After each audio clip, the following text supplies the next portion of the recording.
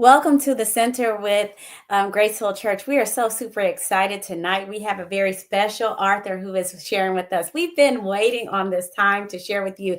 Thank you if you've been reading with us tonight. We're going to be talking about The Scream Within, and we're going to have the author, who is Reverend Benita Weathers, to share with us tonight from this wonderful, simple yet profound reading. And so we're just grateful to have you to tune in. Tell a friend that we're right here in Bible study, which we call the Center. Look, we come to the Center every Wednesday night at 6 p.m., but you're joining us tonight at 7 p.m. Central Standard Time, 8 p.m. Eastern Time. And so we're just excited about all of our guests who've decided to join with us tonight. What a pleasure it is to have you to share with us. Again, tell somebody that we are here.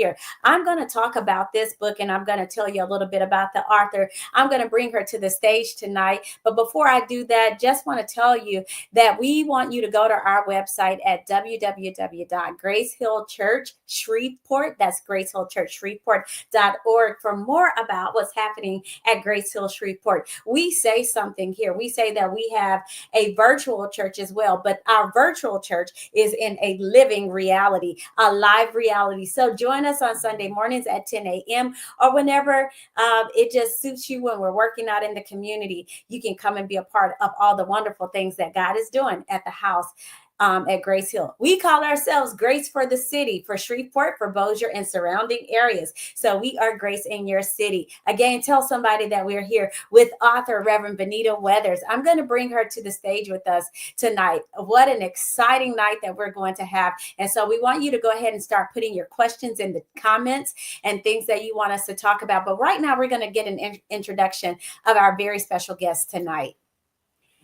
Hi, Reverend Benita. How are you tonight? Oh, good evening. I am well, and I am so excited to be with Grace Hill Church tonight. Well, thank you so much. What a pleasure it is to finally have this opportunity to sit together and to talk about just what we've learned here. Tell us a little bit about yourself. So, I'm Reverend Benita Weathers. I'm the associate pastor of Vision of Hope Baptist Church located in Jenkintown, Pennsylvania, and that's just outside of Philadelphia. By day, I am a senior research project manager at the University of Smart. Pennsylvania. But what I really love to do is just minister to people on many different levels for many different reasons, especially in the area of mental health. And so um, I have a lot of different little accolades, but what's most important to me is the way that God is using me in the mental health space, particularly in our places of worship. And so I'm Absolutely. excited to be here tonight and excited for this conversation. Well, I want to let everybody know that you're the owner and the CEO of BL Weathers LLC. So tell us a little bit more about where people can find you. We're going to talk about this throughout our segment tonight because we want people, no matter what time they tune in, to know more about you as author, because you're more than the author, as we've already heard that you are a project manager, a senior project manager, if I'm correct.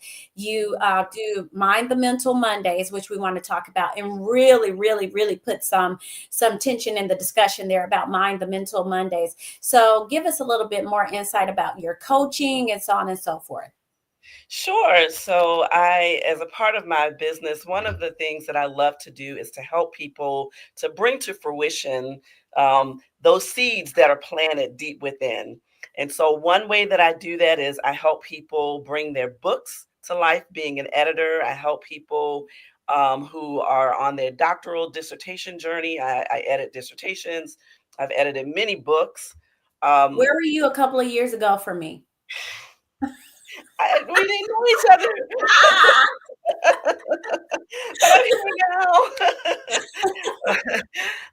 But it's something that I love to do because usually, especially people working on their dissertations, by the time they get to me, they are like pulling their hair out and they're just like ready to be done. And so I'm usually able to kind of calm them down a little bit and say, hey, we're going to get through this. So that's one of the things that I do to help people sort of bring to fruition something that they are working on and are passionate about. I am also a certified life coach. And so very much the same with the life coaching. I'm able to work with people one on one. I'm toying with doing groups. I haven't done groups yet, but typically I work with people one on one to map out a plan for helping them to map out a plan to reach the goals that they might be trying to reach, whether it's in writing a book or whether it's a Mhm. business start or whatever the case might be. Just being that person that rides shotgun with them as they're chugging along in their journey. So so that is the other part. And then I'm also a public. So my background is in public health. I have a master's in public health from the University of North Carolina at Chapel Hill, and I've been in public health for over 30 years. And so I am also a consultant in that area with in research. Wow. How amazing is that? That is a lot to do in addition to what we're getting ready to unpack tonight and talk about as it relates to you. Mental health coaching, serving in so many capacities. I should have known that you would be perfect for editing because you're so meticulous and so intentional about the things that you've done. As we went through this journey together in our Bible study with the church, one of the things that I shared with many of those who were reading along with us is how much you remind me you have those characteristics of my mother, who is very intentional, who is a person who's very methodical about the things that she does. So I should have known that you would have been great for editing and project managing. And so that brings me to an interesting part that I want to share with everybody. You are a project manager.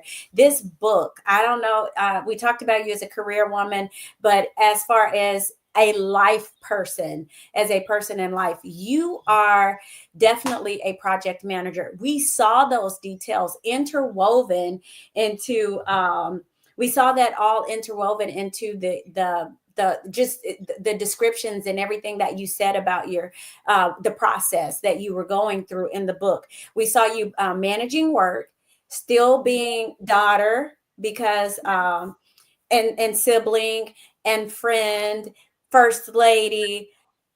You sing.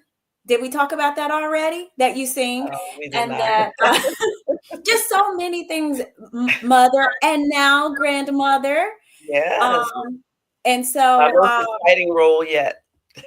that's your most exciting. And so we know how much family means to you. And you are just literally a project manager. And you use, I think it's very, I know, I don't know how intentional you probably were to really write the book. I don't know if you've paid attention to that. The book is kind of written with every part of you.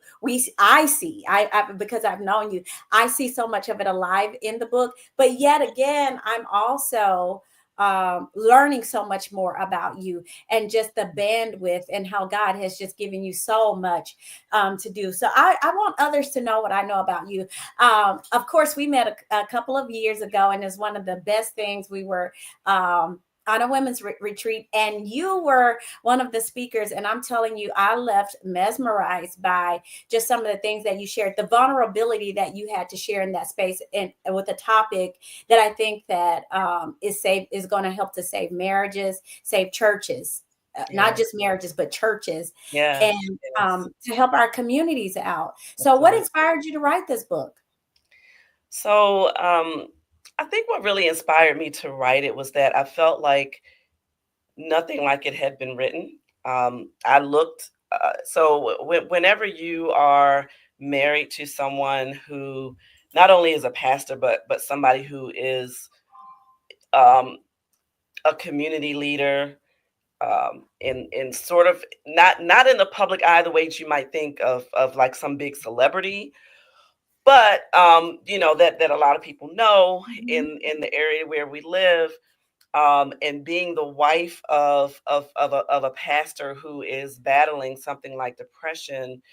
uh, there was nowhere I could go, that I felt that I could go, mhm, to talk with anybody who may have had that kind of similar experience, because who's going to admit that, right? mhm, And as mhm, I think I mentioned this in the book, you know, with pastors, a lot of times they're not able to share publicly mhm, what they might be going through. And so who do they go to? They typically, if they have a spouse, they'll go to their spouse and Mm-hmm. pour into that spouse whatever is going on. But that spouse, especially if you're not like a trained mental health therapist, I'm very transparent when I say I'm a mental health advocate.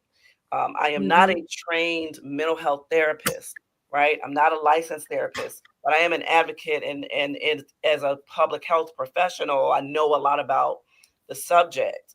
But I tried to find books about women, like, or not necessarily women, but spouses of pastors, or pastors in mental health. And I couldn't find anything out there. Mm-mm. And so, um, one of the reasons I wanted to write the book is so that others out there like me know that this kind of challenge exists, and that there's somebody out there that you can talk to and help to get through it. Mm-hmm. The other reason I wrote it was that it was really kind of therapeutic for me, because Mm-hmm. since I did not feel like I had somebody else, somebody outside of me, me and God, to go to with some of the things that I experienced, and some of the things that I, was dealing with at the time. I Mm-hmm. needed a way to get it out. So the scream within, I mean, literally is my scream. Mm-hmm. It was my scream. It was because I felt like I did not have an outlet for it. And I thought to myself, surely somebody else out here is screaming within. And it doesn't have to be, it really, even though the title suggests that it's kind of for pastoral or ministerial couples, really it's not. I mean, really it's more about caregivers of people with depression, because Mm-hmm. there's not really a whole lot out there. There are a lot of groups and communities for people who themselves are dealing with depression or other kinds of mental health challenges. There's not much out there for caregivers specifically of people who are dealing with depression or dealing with some kind of mental health challenge.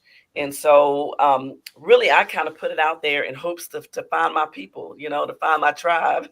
I believe they're here tonight. I I hope so. really do. I I really hope do believe that your tribe is here. And that's what I love about having this recorded. And we could have had a private space. You were willing to come into a private space with us. But I really wanted this to be such that people could have a resource to tap back into, and that we would have a rich discussion tonight, because this is, as you've already stated, you said a mouthful when you said it's not just about the pastor and the pastor's family, but this can be applicable to the CEO. This can be applicable to that person. We talk a lot of the times about preserving dignity with so. people, and it's not that people think that they're better than anybody else. Let me submit that, and let me say that. But it's because other people, and society can be very hard on you and harsh, and society can be unforgiving, and in that, um, I could see that your husband, as a pastor, I know that your husband was probably thinking so much about his family. He's thinking so much about the church, and doesn't want to let anybody down. So that's a lot of pressure Yes. for someone to carry. But at the same time, as caregiver, your back is only so wide. Your shoulders are only so wide and so strong. And so, coming up with this was just selfless, very selfless. And talking, I love the title. The title was "The Scream Within." You just talked about how that's what you felt like, and I can imagine that there are so many people that are feeling like if they could just yell, if they could yet just scream. You give place for that, you give space for that, and then there's even volume that's placed to silence in this book. And Yes. chapter 1 is "The Scream Within." Which one is your favorite chapter of the book? Do you have one? Oh, wow, that's a good question, because all the chapters are my babies, you know. Yes. Um, but I think I honestly, it's been like 5 years since I've written the book. Mm-hmm. Um, But I think one of my favorite sections in the book is the one that says I can't take that trip, which kind of Yes. talks about how, a lot of, so if you are the loved one of somebody who is battling with depression, when you see them going through a bout of depression, it's Uh-huh. very hard to watch, but you can very easily find yourself sort of buckling in right along with them and taking Mm-hmm. that trip, Mm-hmm. to depression land with them. And I had to, at some point, because I was doing that a lot and it wasn't good for my mental well-being. Um, and in order for me to be of any help to my husband, the children, or anybody, it was important for me to kind of put that mask on myself, and develop ways of not buckling in and taking that trip.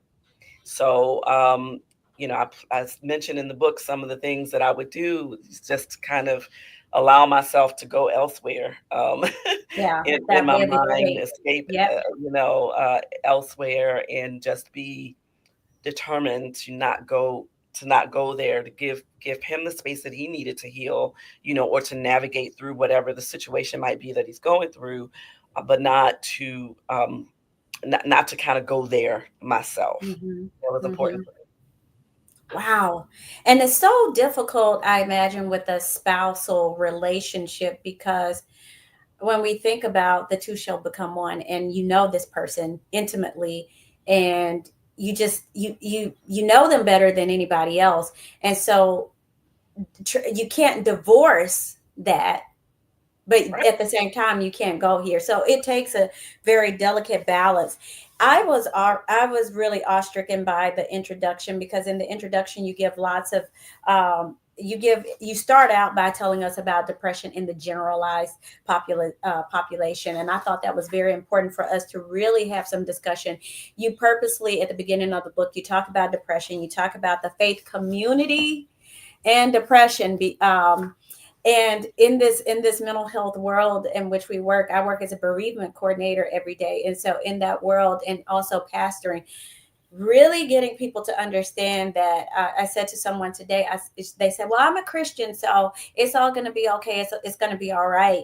And I said to them, I said, but you do know that God plots and he puts people in the community, just like you were go and you're going to check from, we are so good about the neck down as far as our diabetes, as far as the lupus or whatever it may be, or we got a cut or whatever. But when there is something going on above the neck, there are times that people are a little bit reluctant to go and get the help. You really make, as the book goes on, you give a journey of how that looks. You talked about your own self and the progression. You don't just kind of leap into that. You lead people into that process of walking with them. And I saw the grace of God through those various steps with you doing that. Tell us a little bit about what your experience has been with your husband seeking help for depression, and you yourself realizing that maybe as caregiver I need some support myself. Oh, absolutely. I mean, before I go into that, I kind of want to delve back a little bit to something that you just mentioned about, people in the faith community not wanting to seek mental health services. And what I like to say to people, or help people to understand, is that yes, God is our source, but as Hmm. our source, He has placed resources in the earth Hmm. for everything that we need, Hmm. physical, mental, and spiritual. So we serve a holistic God. We Yes. don't serve a compartmentalized God. We don't serve a God that's in a box. We serve a God that's a big, big God out here in the entire universe, which all belongs to Him and everything in it. And so there is no shame. So that I just wanted to kind of say that it's one of the reasons I developed a mental health workshop that I do with churches. And usually by the end of that workshop, they're just like, thank you so much for bringing it from a spiritual perspective, because God wants us to be whole. Hmm. And so that's important. Now, The journey. I think initially, so let's put this into some perspective now. At this point, my husband and I, May 27th will be our 30-year wedding anniversary. So we've been in it for 30 years, right?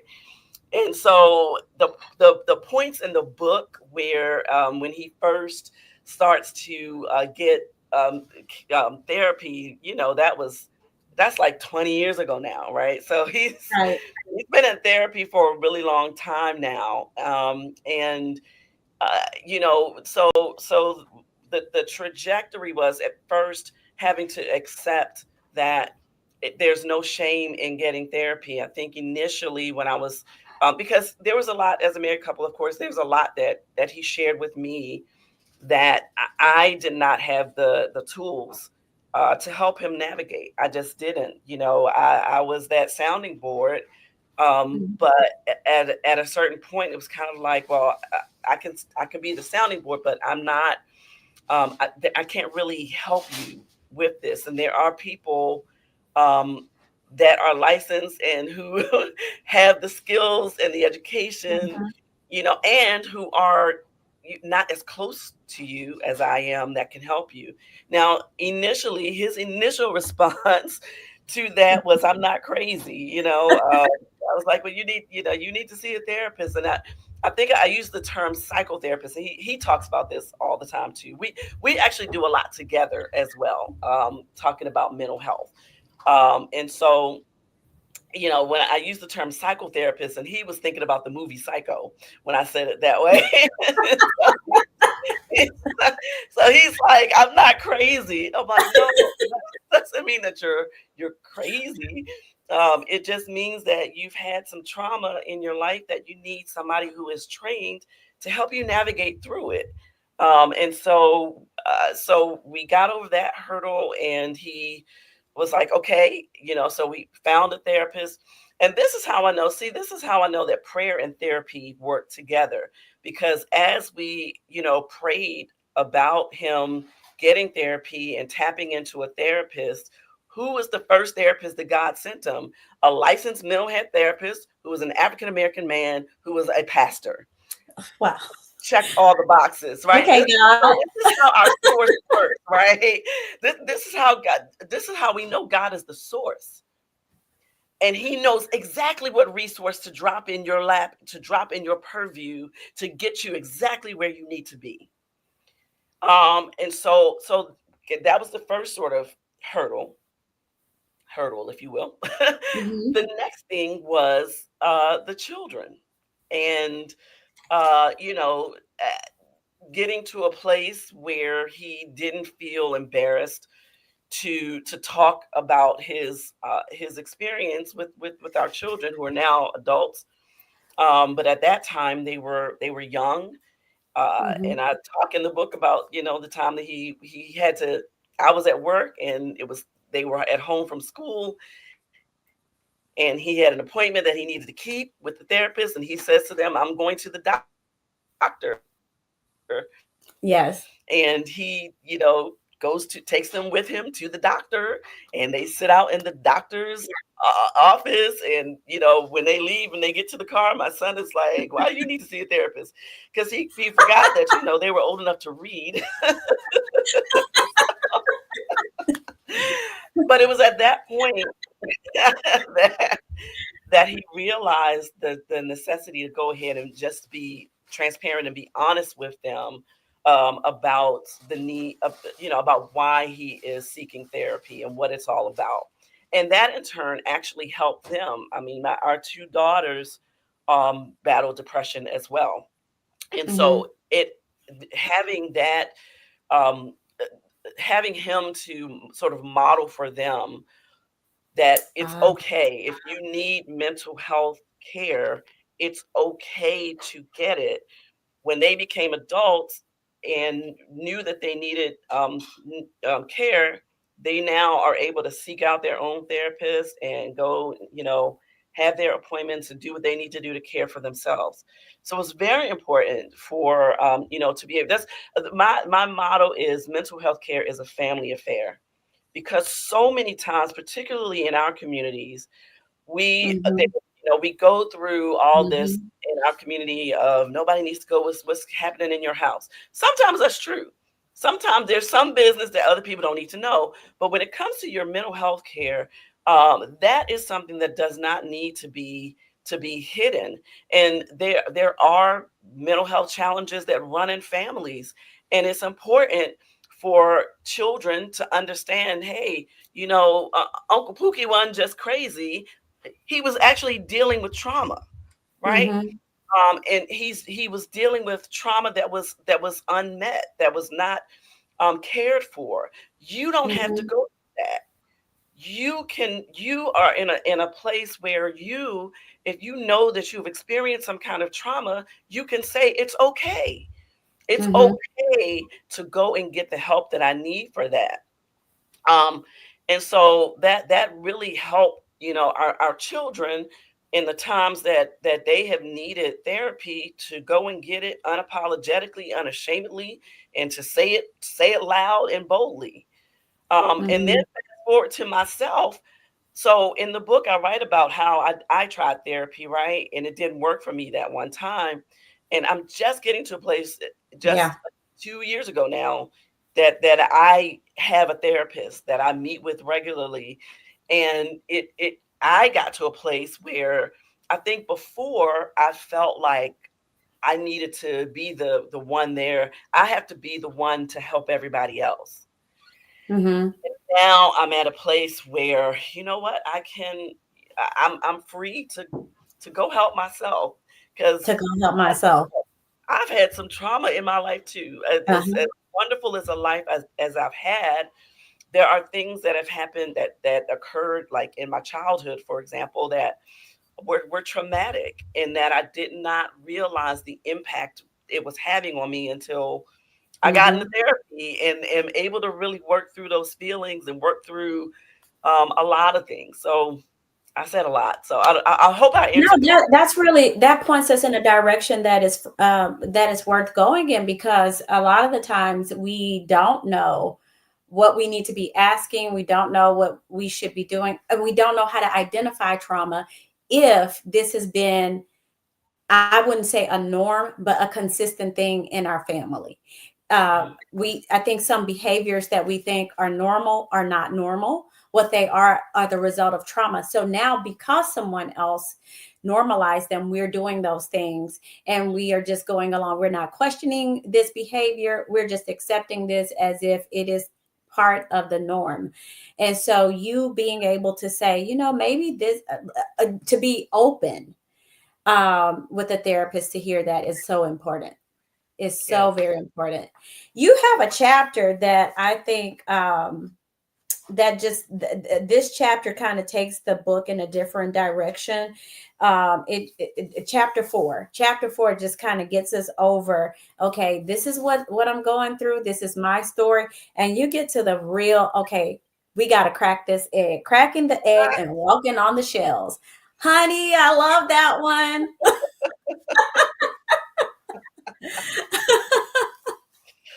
You talked about cracking that egg, and Mhm.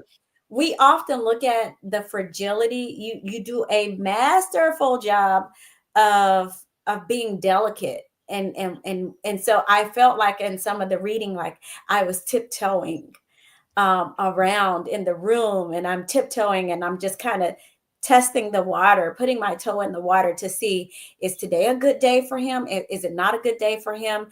Or, whoever it may be. It may be a sister or brother that somebody's dealing with. It may be a boss. It may be Yes.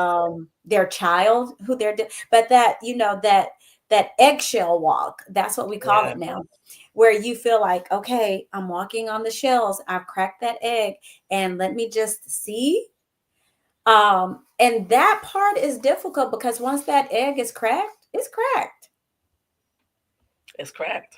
Um, Yeah, yeah. and So what yeah. were you thinking when you wrote that? So to be transparent, there were so when a person is battling, or my husband doesn't like to use the word battle. He likes to use the word at war with depression because he feels like that shares that he is a soldier in the battle and he's armed for it and he can go toe to toe and overcome it, right? I like that. And so, but there would be a lot of times when people are dealing with depression, they have these things called triggers, Mm-hmm. and a trigger can happen. They could be in the best mood, and then out of nowhere, a trigger can happen, and you may or may not know the trigger, right? Mm-hmm. Sometimes you know the trigger, and it's like, okay, I saw this coming. But then there's other times where you didn't see the trigger and you don't know what the trigger was, and it's like, and the mood is like complete opposite. Like it can just shift really quickly and easily. Um and so there were a lot of times where I wouldn't necessarily know what I'm gonna get. You know what I mean? Like Mm-hmm. Mm-hmm. what kind of mood I'm gonna encounter. And Mm-hmm. that would be hard. And now the thing about, so my husband would, because he recognized that in himself, what he would do is he would go like in the basement, which is like his little man cave, or maybe go just take a drive or something. He would want to remove himself from around us, me and the kids, when he got into those kinds of moods. But what he didn't understand is that because we are one, it didn't matter Mm-hmm. whether he was in the room or not. I still felt it, right? I Mm-hmm. still felt Mm-hmm. he's in pain, and don't really know I don't really know what to do to get him out of it. And when you love somebody like that and they're in that kind of pain, the Mm-hmm. biggest thing that you want to do is take it away from them, right? Mm-hmm. But you just don't really know how.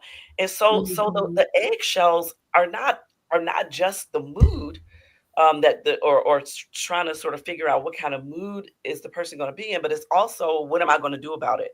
How am Mm-hmm. I going to how am I going to stay healthy in the encounter? Like, what am I going to how am I going to help? Or if I can't help, what do I do?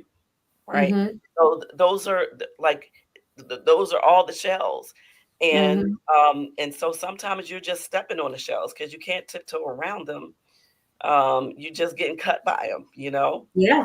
Yeah. Uh, and it's a hard place to be, but when you recognize that that is a possibility, it is then kind of, okay, how can I learn from it? So how can I, because like I said in the book, like you can't, the only way to get the nutrients of an egg is to crack it.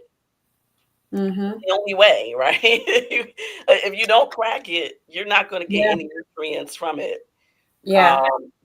And so you got to crack it and cook it, or you can cook it first and you can have a real strong exterior, but you still got to crack that strong exterior Still have, to that's get to it. the nutrients that you need. And those nutrients are what helps you to figure out your own ways to manage your own mental health in those kinds of circumstances.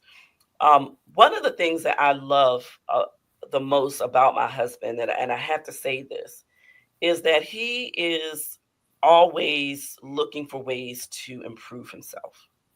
And so Mm-hmm. whenever he gets into a space, where he feels like he is like sapping out the energy or bringing somebody else, like down, or whatever the case might be, he Mm-hmm. will do the work. He will do the work to improve. So the husband that I have now at almost 30 years, very different from the husband I had at year one. And I'm very different too, because Mm-hmm. I'm no longer, holding things in like I used to. Now Mm-hmm. I have found my voice to be able to say, when things are bothering me, and not be worry about, oh, is what I'm going to say going to make him depressed, or make him, put him into a depressive bout. And You so, talk about that very well in the book too. And I think what it does is it helps for people who are reading as it from the caretaker's point of view. It allows for that person to know that they have other people. They're not alone in that space because we feel so much responsibility surrounding, is this person going to have what they need? Is this person, am I going to be the reason that today that they don't do well? Am I going to push them over the edge? Yeah. What if they are not safe? And so it's a very tough place, and often as a caregiver you feel so alone in that space. So you have really opened up for you've opened up for workshops and so many things. Dr. Marjorie Duncan Reed just talked about how this has transformed ministry for her, and just the people there that you did the workshop for. And I like to bring that to the forefront because I think that's something now that's a way that ministry has to go. We have to learn the ministry of presence. We have to learn how to listen. We have to know what active listening looks like. We have to know the moment where I need to do something different. And so now, as we are licensing ministers, as we are training our ushers, because a lot of the times the first conversation is at the door. And if you got a good greeter, that greeter is Mhm. going to know something's off about Mr. or Miss such and such today, or I Yeah. haven't seen that person in a while. So let me call them and see what's going on. I remember she said this was happening, or he said this was happening. So I think what you have here is so expansive in that regard. When we teach this to our churches, this is boardroom material because we need to be able to identify it in our employees and our coworkers as well. In chapter 5, you said the title of chapter 5 is I Need You to See Me. I need you to see me. And I think this is I call this the waiting to exhale chapter, because just about everybody, when we were going through the book, they were like, Lord, have mercy.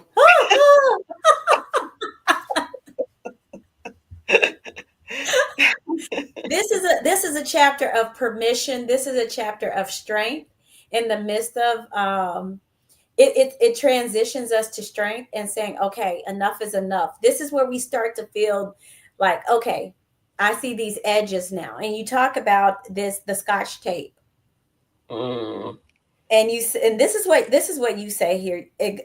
I'll read a portion of it. It says, I don't think I knew I felt this way until one day when a church member gave me a card that said, I just want you to know that I see you. I immediately began to cry because of whether I thought about it or not. It made me feel good that someone took the time to notice me. It was as if she saw behind the smile, the mask, and saw the real me, one who was broken but being held together by scotch tape. The kind you can't see. Supposedly, but it's there, holding the pieces together. That was pause for Mm. effect. That was pause for effect. And you sharing that vulnerable moment just kind of made me go back, and now I don't think about scotch tape the same, but um someone being able to see, I see you. Yeah. And I believe that's what this book has done overall. The overarching theme is for a lot of caregivers is I see you. I'm Mhm. there. I Yeah. see you. Yeah. Yeah. Absolutely. Yeah. Absolutely. And when I talk about a lot, like just on my platform and on, Mind the Mental Mondays. Um, Tune into Mind the Mental Mondays every Monday at 8 o'clock p.m. Eastern Standard Time. Um, but one of the things that I talk about a lot is, you know, checking in on your strong friends, right? Because Mm-hmm. those who are the ones that are always strong for everybody else, when you're so strong for everybody else, sometimes they don't see your vulnerabilities because you're not showing Mm-hmm. them. You know, you're you're wearing that mask, and the mask can be a smile. Now, as a PK, I mean, my dad became a pastor when I was 7 years old. So I've always been in the so-called first family, right? since I can remember, pretty much. Um, and I got real used to, you know, I describe it as the family on the church on the funeral fan. And all the black people, all the black church people know what I'm talking about when I talk about that funeral fan. But everybody's like, and so I think I had gotten used to that, because I've been doing that my whole life, literally. And so it's quite easy for me to, and almost on cue. Soon as I get into church, like smile and hug everybody and all of that, but with people not really knowing that I could be going through hell, that Mm-hmm. day. So I think that we, we need to give ourselves those who are strong, who are the strong ones, where everybody else need to give ourselves grace to be vulnerable, give ourselves grace to be transparent, because it's freeing. Yes, it is. When you are not transparent and vulnerable with people, with the right people. Now I'm not saying be vulnerable to everybody, because some people will take advantage of your vulnerability, but for the ones that are closest to you, well, not even, I mean, there's sometimes I'm just online and I'm being very transparent with any whoever is listening, right? And I don't know anybody, um it's just freeing for you, because you feel like, I don't have to put on airs for anybody. I don't have to, I can be free to experience what I'm experiencing, to be in the moment that I'm in. And it's okay for me to say, hey, bruh, hey, sis, I don't have the capacity right now.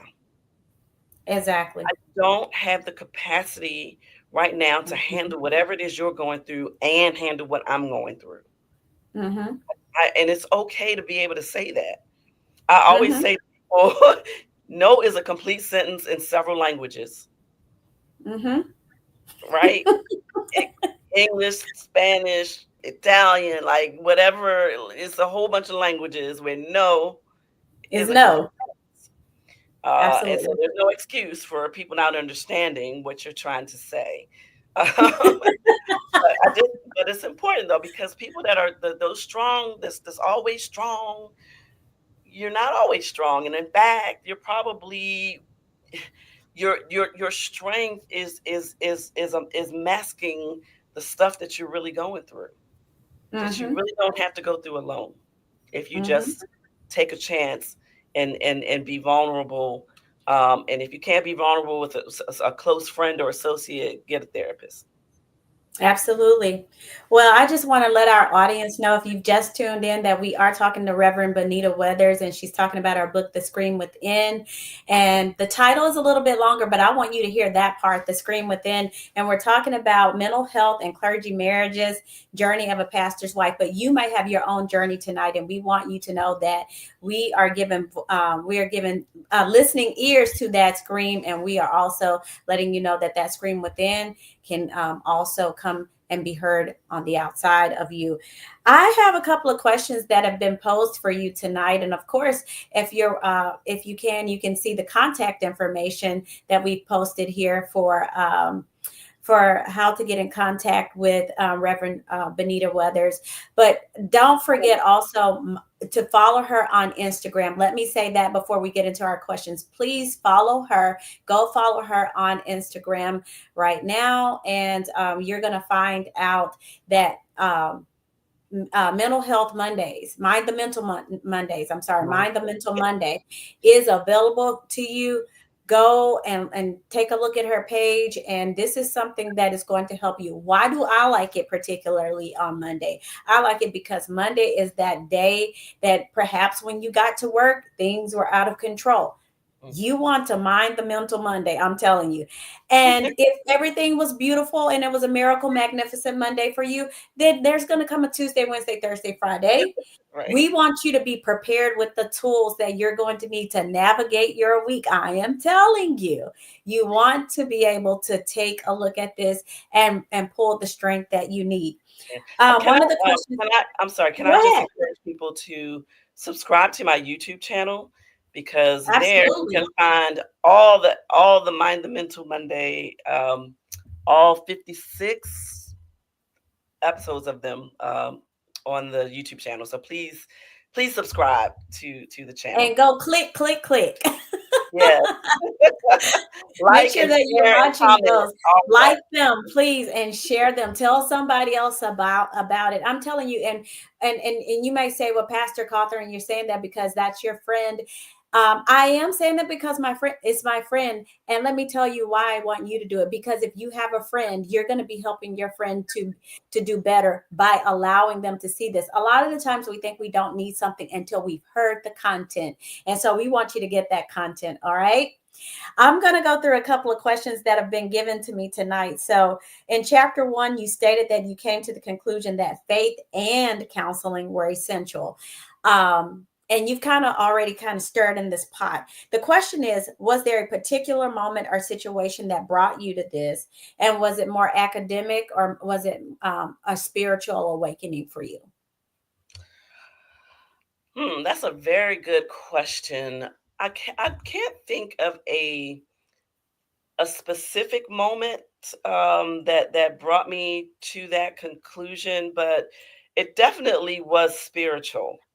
And it did, come to me in just a personal sort of meditation, my sort of personal devotion Mm-hmm. time, uh, where God really spoke to me, I'm your source, but yes, go get the help that you need. And also, yeah, I've got your husband too. I'm and so in terms of coming to that conclusion back earlier in our marriage with suggesting for him, um, it was probably more academic then. But fast forward to me getting therapy, it was definitely more spiritual because as much I'm going to be transparent right here. As much as I would tell everybody else that it's okay to Mm-hmm. um, to pray and get therapy, I Mm-hmm. hadn't gotten there for myself yet. Mm-hmm. So it was one of those, if you're going to preach it, you better well practice it. Mm-hmm. It was really a spiritual conviction because I knew that I needed somewhere to, and yes, I have God, and God has kept me, and He has brought me down through the years. Mm-hmm. The Lord's been good to me, right? I know the And same God, you still, know. you know, I mean, God has brought me out of Yes. stuff. Yes. Uh, and but it got to a point where it's kind of like, okay, I'm I- I'm also going to give you this other resource that's going to really help you figure out those. I always talk about those negative things that have taken deep root. Like you got to go down and rip it out by the root, and sometimes you need help because sometimes if you got a weed, one of them weeds that's like a tree, Yeah. it look like a tree, but it's a weed. Yep. Right? And you can't just, it's not something you can just go and rip out like this. It's not like a Yeah. dandelion. It's something that you gotta get tools. You gotta get instruments, to Yes. help dig that thing out. You gotta get a saw to cut it down. Then you need something else to get down up under it to root it out. Yeah. And it was like God was saying, I have a tool for you to do that, to rip this thing up by the root. And guess what? I'm still going to be the soil. I'm still going to be the food to feed the soil, right? I'm still going to be everything that you need, um, but I'm going to provide you with this other resource as well. God is so I good. hope I answered that question. Yes, you did. Yes, you did. And put a little gravy on it too. Our next question says in chapter 3, you talked about your children and oftentimes how our children get lost in the shuffle and how they have to find that place of ministry, their way back, and they come into their own way of how they're going to deal with God for themselves. Um, Especially for mothers and parents reading this, I think that this is also a place in the book that gives life to parents who have adult children who are making decisions for themselves. Can you talk to how delicate this is and how you're able to trust God, love your kids, although they may not be attending church every Sunday? Can you talk about that love balance that it takes and how you're loving them in that process where they are? Yeah. First of all, I'm not gonna lie. I am really enjoying having adult children. So my children, my children are 29, 27, and 24, and they all live away from me, a distance away. One is in Louisiana. He's far from y'all. He's in Lake Charles, but he's down there. The girls are in Atlanta, and they are all sort of figuring out how to adult. And at this point in their life, um, my husband and I have, my husband calls it coaching. Like he's kind of like, we're not going to tell you what to do. We're going Mm-hmm. to coach you and maybe help you think through some things so that you can make your own decisions. But this is so what my thing, this is what I say. I stay out of grown folk business. Now, they grown, and so they might make some decisions I don't care for. They make a lot of decisions that I think are good decisions, but I let them find their way. Two of them, because as preachers can, and it, you are PK. Mm-hmm. I don't know, you may not have had this experience, but a lot of pressure is put on PKs, right, to kind of be perfect. uh, and they witnessed some things that the older two are kind of like, yeah, I'm not so much for the church. Now I'm with God. I'm still with God. I'm gonna read my scripture. I'm gonna pray. I'm gonna do all that. But as for the organized church, not so much. But I Mm-hmm. believe God. He said, "Train up a child in the way they should go. When they're old, they will not depart from it." They may take a little vacation from it, but they'll be back. And so I really trust God in that regard. I just trust God with that. And now, I'm able. We're as adults, I'm able to have adult conversations with them, and I'm able to share with them and be transparent. Like I wasn't always where I am. I went through that too at their age. Like I woke up one day when my first day away from home in college. I'm like that my first Sunday. I was like, oh, I don't have to go to church. I don't ain't nobody here to make me go to church. I ain't got to do that. And so there's room for them to grow and experience God, and they all do. Even now, the two that don't really go to church, they still experience God, um, Mm-hmm. in their way. They call with questions about scriptures that they're studying and things like that. And so, yeah, I mean, I'm at a place of I trust, my husband and I instilled in them all these years what we thought was important for them to have. And now God's got them, because they don't belong to us anyway. That's the I hardest thing think I think as a parent to recognize is that our children don't belong to us. And I think That- that's key. I yeah. think that's key. You talk. I chuckled when you talked about going to college. One of my things when I went to college, I was like, I'm gonna be the Last one to get to church and the first one to leave church. I just don't talk to me. Please do not talk to I me. will not be in there all day. I ain't gonna be there all day. I'm the youngest, and so I'm left in the house through most of my dad's preaching, pastoring. So, okay. But God has a sense of humor. Here I am. I got keys to the church, never intended to have them, You not know, those types of keys I'm telling anyway. you. And I think that what you say, it is worth stressing that when a parent knows that you have poured into your child, when you have put into to your children what is necessary, you learn to take your hands off of that, and you learn to allow God to start to let those seeds and those things germinate, and you continue to Absolutely. pray. Um and I tell people the life that I now live is the one. I remind my mother a lot of the times, I don't love you because you forced me to. I love Right, you because I want to. That's the love that you should be seeking, is because I want to.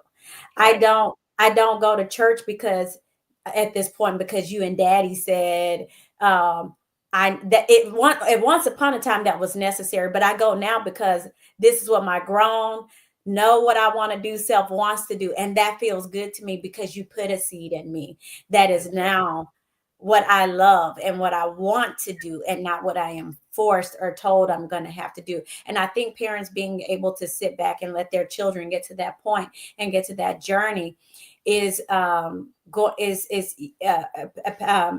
Reverend Tamika Jarreau says this. She says this all the time. She says, "Don't manipulate the miracle."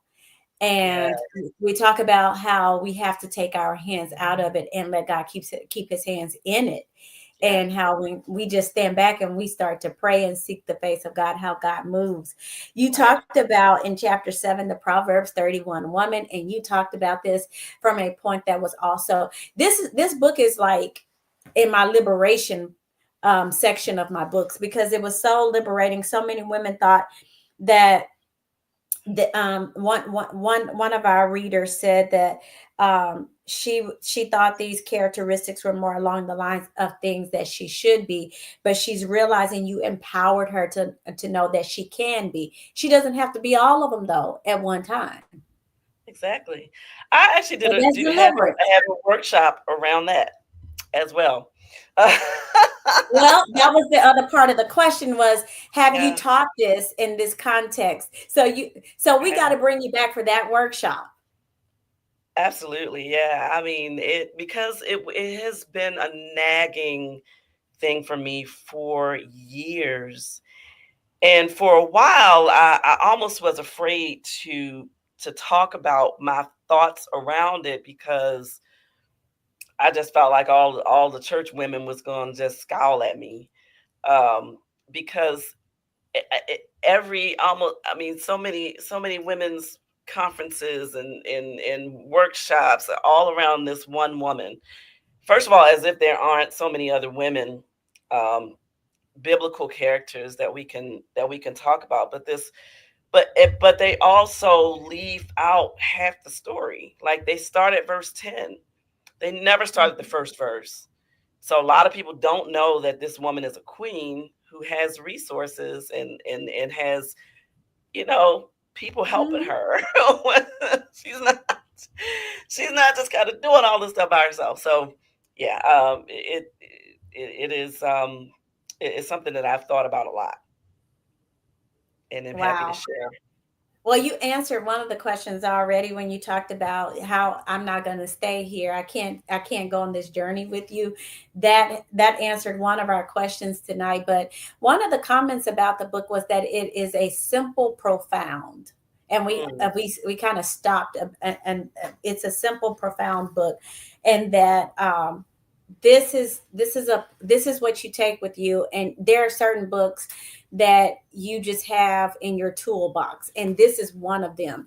This is the book that I wanted to be wrinkled, and I wanted the pages to be bent back. I even want to see, you know, a little bit of my fingerprint on it, because I would have used it so much. It is that type of book, and I know that my going through it this time, because it's worth going through a couple of times. I found different things this time. So I'm going to suggest that when you go through the book the first time, that you will use one color ink or highlighter, and then the next time you go through it, use a different color ink, and just see the difference in the growth that you're going to have on the path as you go. This book, it's for the airplane ride, it's for that long trip, it's for the beach. It is not very many books like this do I want to take on vacation with me, but this is one that I will take with me, because it's not the material's not so thick and hard to get through, but it is so life giving. It is practical. I cannot say enough about this, but I think we all agreed as simple yet profound. And what we mean about the simplicity of this book is that it's applicability, it's relatability. You're going to be able to relate whether you're a pastor's child, pastor's spouse, or whatever. You're going to be able to relate to this. If you're not even, I'm gonna say this: if you haven't started your journey with Christ yet, this is a book that you can pick up, and you will see why we love God and we get therapy. Yeah. And maybe you're getting the therapy already, but you want to add the God context in. You can come that way too. I just want to show you one more comment. There's another comment that talked about, and I think it's worth to talk about with you. Just the Elder Gwendolyn Fuller was just in awe of how difficult. Her question tonight is how difficult was it for you to remain silent in the midst of your husband's changing behavior? And the way that this question, it's kind of a pondering question, not necessarily one that you'll be able to give the answer to, but just thinking with the author, how difficult must that have been to remain silent now that you're in a better space. Mhm. When you look at, and you talked about, I saved this question, it was one that was up earlier, but I saved this question because you talked about how it will be 30 years. When you look back and you see and you talk to who you were then, Mhm. what are some of the things that you see about her? What are some of the things that you would say to her now that you have words? Because you were seeking words at that time, you were seeking help, and it was not there. Yeah, the help wasn't there. Um, but I would say to that younger self to allow yourself to be vulnerable. Allow yourself to care for yourself. Mm, Um, because there's a part I think where I talk about, I need care too, right? hmm That's that part of being seen, and that caring for yourself doesn't make you selfish, but you can't really care for others without caring for yourself. And so it wasn't really it wasn't really difficult because back then that was my mode of survival, right? That is uh, that is a young woman wanting to be the perfect wife and wanting to maintain marriage at any cost. hmm Um, and you know, my parents' marriage didn't survive, um, and so I didn't want that for myself, and for us. And so at that time, it was just I kind of did what I felt like I needed to do to survive and to raise our children. Help them through things that they might have been going through. hmm Now, fast forward, I realized that it it it would have been nice to have the words to talk through some of how I was feeling, how it was making me feel. But now I have that, and hmm everything happens in a season. There's seasons for everything, and that I probably needed to grow through that to get to where I am with it today. So hmm I don't regret it. Absolutely. And we are grateful, not that you had to go through that, but we're grateful for your shared experience with us. It has been just so amazing to hear that story. We never know. Um, I had no idea when I first met you that all of this all of this was happening, and all of this was going on, and just getting through all of it. Your husband is now, tell us a little bit more about the church again, where you and your husband are serving in ministry together. Yes, we are at Vision of Hope Baptist Church, which he is the organizer and pastor. And we have been there over 10 years now. We just celebrated our 10-year anniversary this past December. And so God has been faithful, and He Mhm. continues to be faithful. And we are enjoying serving in ministry together. And believe it or not, you two are bivocational, correct? Um, a little bit. I mean, my husband has his own. He's also a life coach, but and he teaches, at two seminaries. He's like an adjunct professor, so I guess you can say that. But his main focus is the church. Absolutely. And so I say that so that people can kind of see that balance that happens, and with the work life balance that we need to obtain. Mhm. Um, Tell us, just before we go tonight, we have a couple of more minutes, but I do want you to talk again about the Proverbs 31. Tell us about that workshop. Tell us about your mental health workshop. And one more time, because somebody may have joined us since we last talked about it. And if you heard about it before and you're saying, all right, I heard about that before, that's because I want you to be on Mind the Mental Monday. Yeah, so I actually have a variety of workshops, but yes, I have a workshop, a mental health. It is called the intersection of mental health and and faith, that I do with churches. And it really brings in sort of the biblical perspective. We see some biblical characters that we know we're dealing with some mental health challenges. They might not have referred to it as that, but when you read it, you know that that's exactly what it is.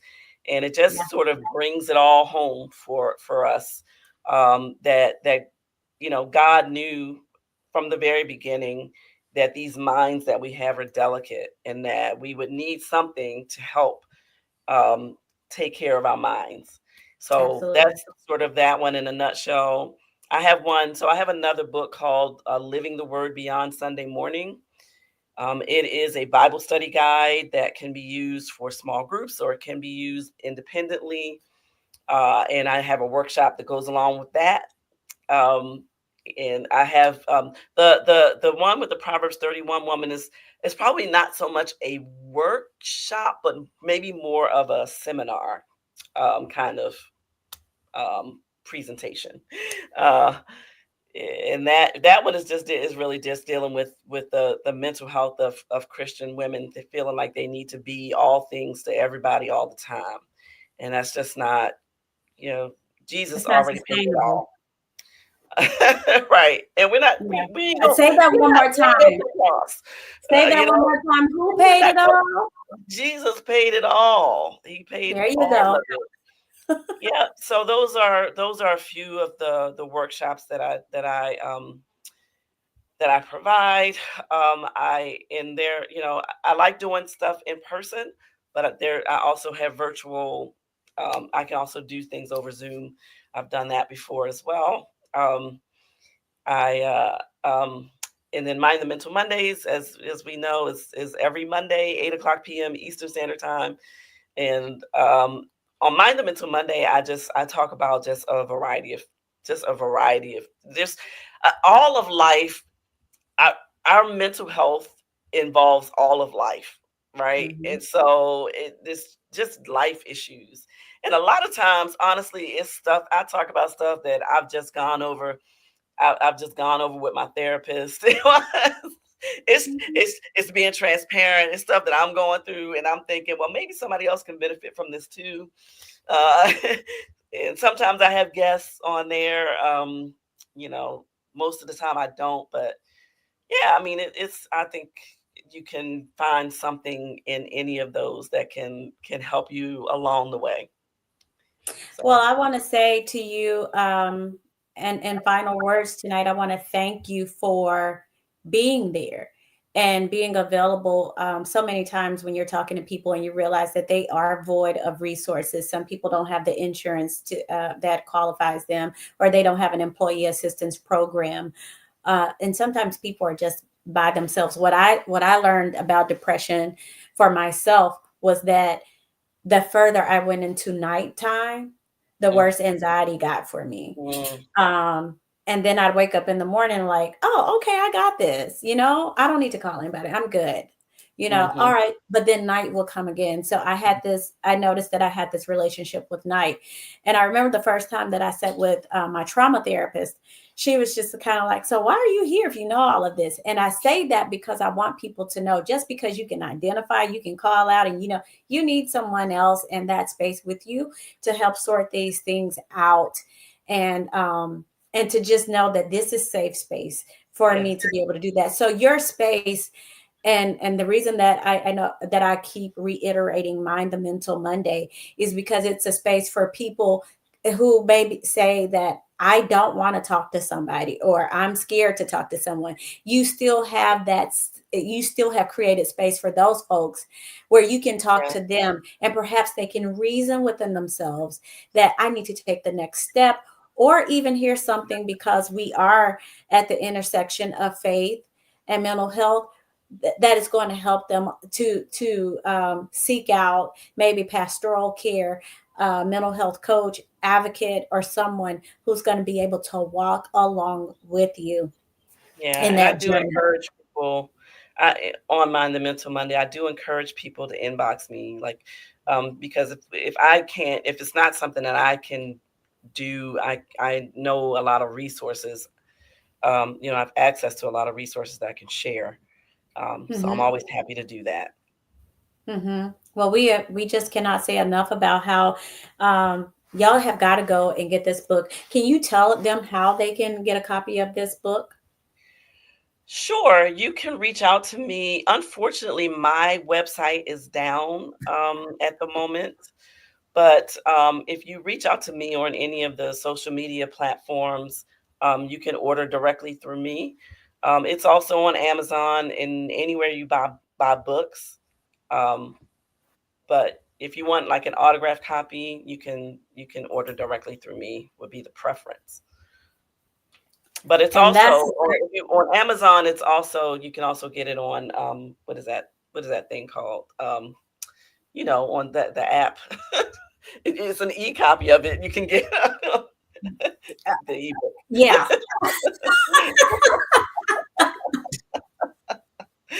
Kindle. Kindle, yes. Yes, Yes, I yes, believe it's yes. still available on Kindle.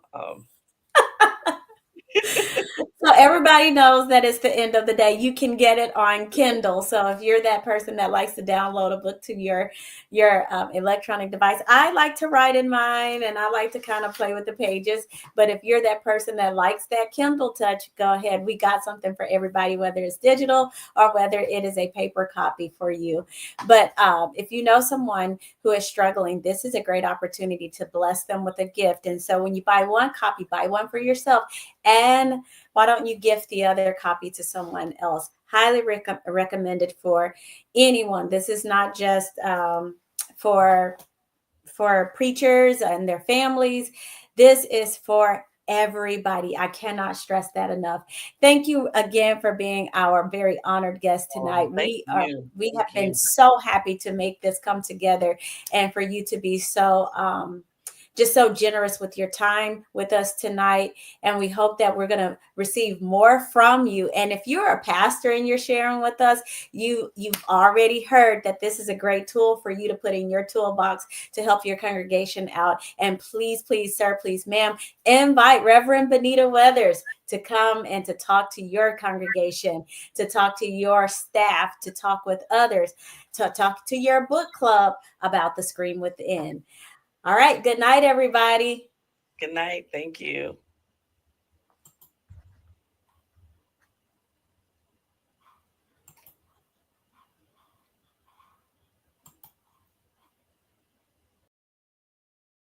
There's a place you can go to be restored and made whole. There's a place just for me to be free and see the unseen. On a hill there's the cross of Calvary. It gives me mercy, it gives grace, it gives me power to walk in faith. Now I believe